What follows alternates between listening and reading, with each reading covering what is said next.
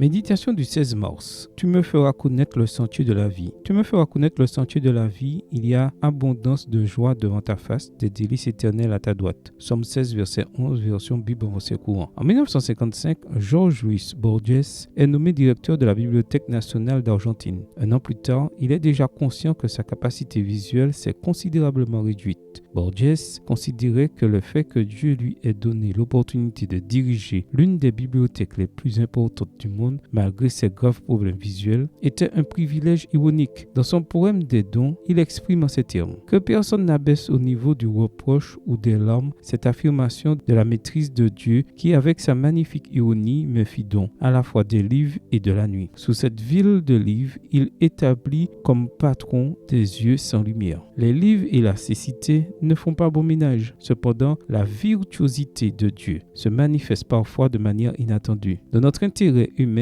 à tout savoir et à tout contrôler, il nous est difficile de comprendre que ces voies défient souvent notre logique. En se perdant dans les labyrinthes maladroits de la raison, on perd de vue que Dieu écrit droit sur des lignes tortueuses. Ce qui pour nous ressemble à un malheur nous donne une perspective que nous n'aurions pas eue autrement. Nous montrons le chemin de la vie tel qu'il est vraiment. Dans un hymne magnifique à la fin d'un des chapitres les plus puissants de la Bible, Paul a chanté « Aux profondeurs de la richesse, de la sagesse et de la connaissance de Dieu, que ses jugements sont insondables et ses voies incompréhensibles. En effet, qui a connu la pensée du Seigneur ?» Romains 11, versets 33 à 35. Voici une de mes déclarations préférées du livre Jésus-Christ. Dieu ne conduit jamais ses enfants autrement qu'il ne voudrait l'être s'ils pouvaient voir la fin dès le commencement et apercevoir la gloire du dessein qu'ils servent en qualité de collaborateurs de Dieu. Dieu connaît précisément notre condition actuelle. Au milieu des ironies que nous vivons, nous pouvons, comme le psalmiste, revendiquer cette promesse. Tu me feras connaître le sentier de la vie. Il y a abondance de joie devant ta face, des délices éternelles à ta droite. Somme 16, verset 11. Que notre Père nous montre le chemin et ce que nous considérons maintenant comme un malheur deviendra une source de joie. Amen. Bonne journée à vous et que le Seigneur vous bénisse.